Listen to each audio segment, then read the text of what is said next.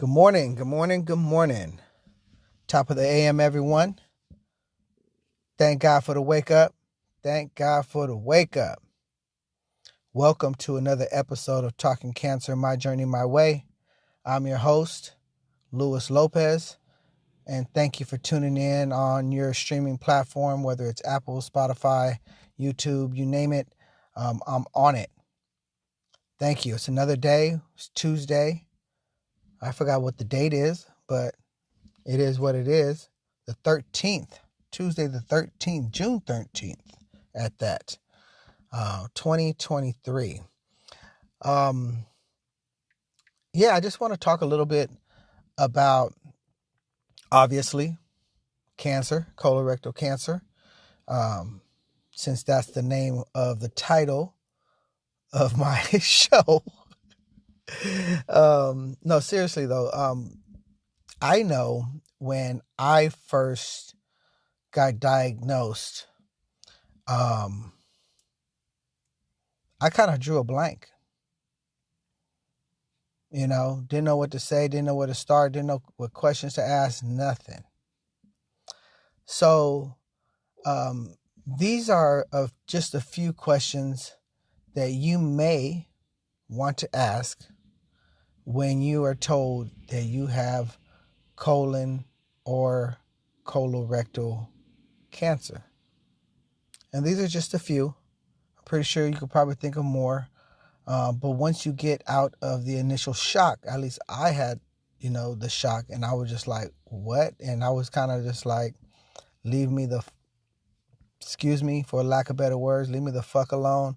Let me kind of just, deal with this for a second.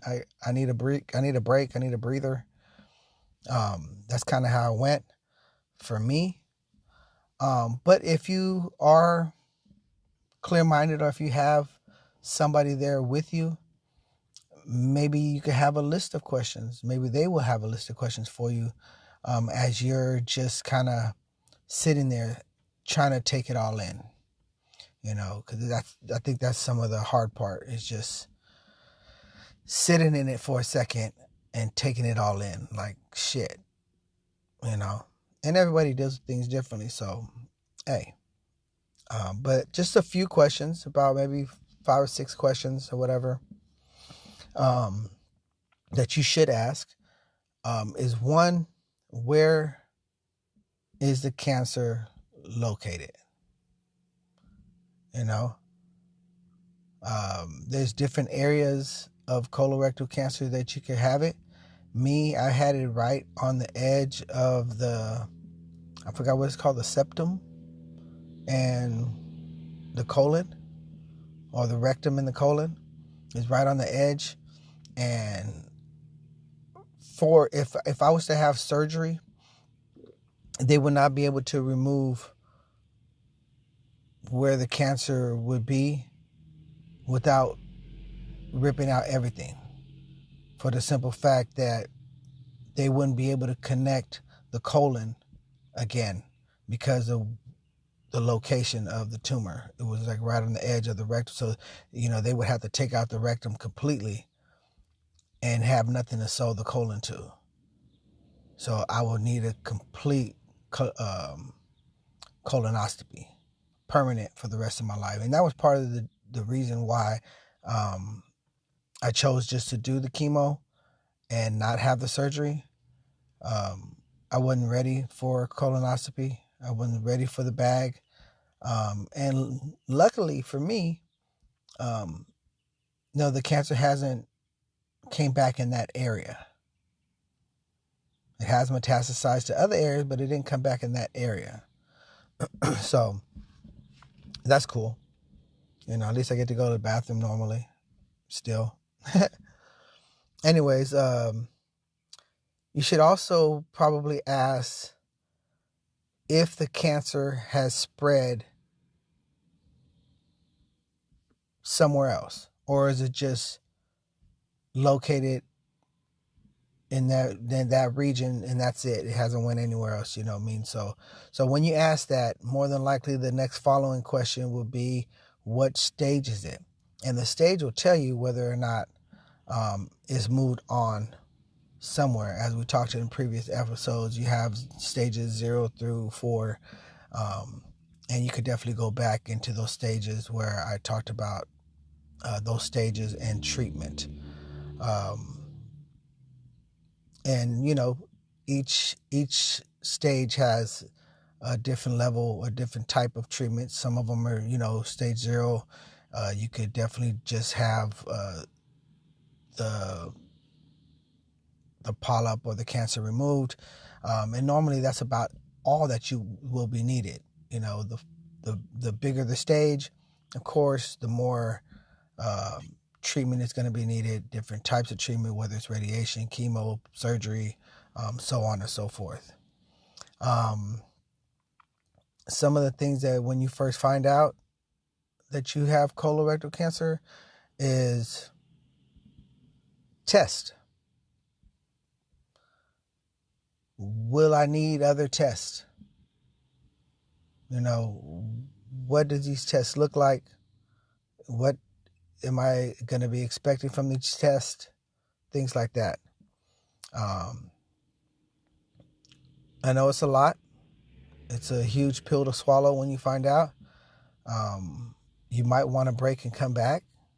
Ask for another appointment once you've been able to kind of get your thoughts together. Definitely. It's okay to tell the doctor, hey, doc, give me a minute while I sit here with my spouse or my loved one or by myself, you know what I mean? I was fortunate to have my wife with me. I was able to, hold her and things like that. And just, the doctor was observant at that time and noticed that I just needed a break. And he just stepped out the room for a second till I was able to gather myself enough to finish the conversation. But I didn't have these questions. I think we were both just in shock. And I didn't have these questions. I think the only question I think I asked was like, what's next? And kind of broke it down, but I was kind of like one of those out of body experiences type of thing where like I could hear him, but it was just like, okay, whatever. I just been told I have cancer and that's all I could think about, I think one of the next things that probably would have been nice to know at that time, but was and it's a good thing because you could find out, like I say, if you have kids or whatever, these are things that probably should be told to your kids, for their future and catching possible things is, has the cancer been checked for gene changes that could help choose the treatment options? See, I don't even know exactly what that means exactly. Has the cancer been checked for gene changes? Well, I guess, definitely, if I think about it, I know what that means. But what I was referring to initially was, is it genetic? Did you, was this cancer, was the cancer that you're being diagnosed with, were you predisposed through a genetic gene? I think that's very important to know. One of those questions that you should know, so you could pass that information down to your kids or your family or your lineage, whatever, however you want to put it. But yes, check for gene changes. That's definitely going to alter your treatment options for sure. And I don't even think I've ever asked that question before. But these are questions that I feel definitely should you should know. Also, once you're told, because more than likely you're probably just seeing, your primary or like one oncologist, one who did the exams and stuff like that. Are you going to need to see any other doctors or health professionals? The answer to that would probably be yes. Because they have a team, and each team does a little bit different depending on the treatment that the doctors decide for you to take. For me, I have multiple doctors. I have a surgical oncologist. I had a radiation oncologist, and I think a gastrointestinal oncologist or something like that. So yeah, definitely find out, who they are, and find out how much they've dealt with this type of thing. Whatever you're going through, whatever you're diagnosed with, find out. I mean, are they just starting? Are they just, have they been? Do they have more? It's like going to being a professional basketball player, right? Now, you have a person that's going to the NBA Finals for the first time, right? And then you have a person that's going to the NBA Finals that's been there multiple times. Who would you rather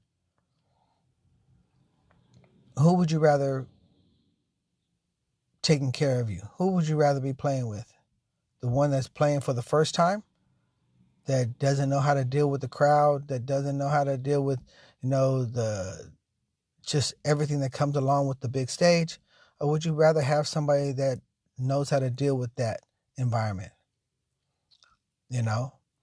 Same thing with choosing your doctor, somebody that's been through this process multiple times, and knows the ins and outs. I mean, that's what I would think.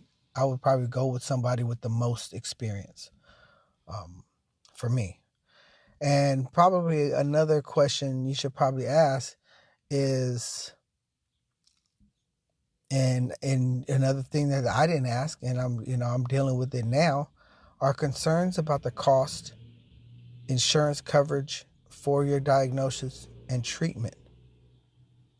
And if possible, does the facility have someone that can help? So I think those are some key things to talk about, and also inquire about support groups. I think that's very important. I didn't take advantage of the support groups. I felt like there's a number of factors involved, why I didn't take the support group. One was because I had a system and support group in place. Two was when we were in the middle of COVID, and I didn't wish to subject myself to a group of people, you know what I mean, and going through treatment and having a compromised immune system at that time. I stayed away from a lot of people, including family, just for that simple fact. COVID was vicious. So those are some things that I feel that, a lot of people that have just been diagnosed, questions that they should ask. For sure. It's really important to know what stage it's at. What does all that mean? What are all those questions that you need to know? The treatment. Not only when I say, what are your treatment options? Okay, cool. But what are the side effects as well?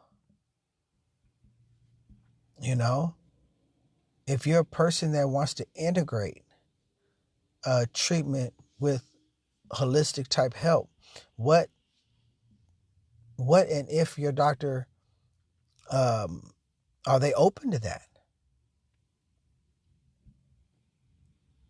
Finding these things out about your doctor, because some doctors are just, all they know is medicine. And then you have some doctors that are open to organic healing, holistic type healing. and using that in conjunction with the treatment. So I think that's very important to find out, the different modalities that are available to you, along with the treatment that's being offered to you, and whether the doctor and you can find a happy medium somewhere. I know me dealing with Sharp, every time I might bring up something more on the holistic side or whatever, my doctor would kind of shoo it. He wasn't really open to that. But now dealing with UCSD, they're open to me going to get acupuncture and eating more healthier and things like that. They're open to these things.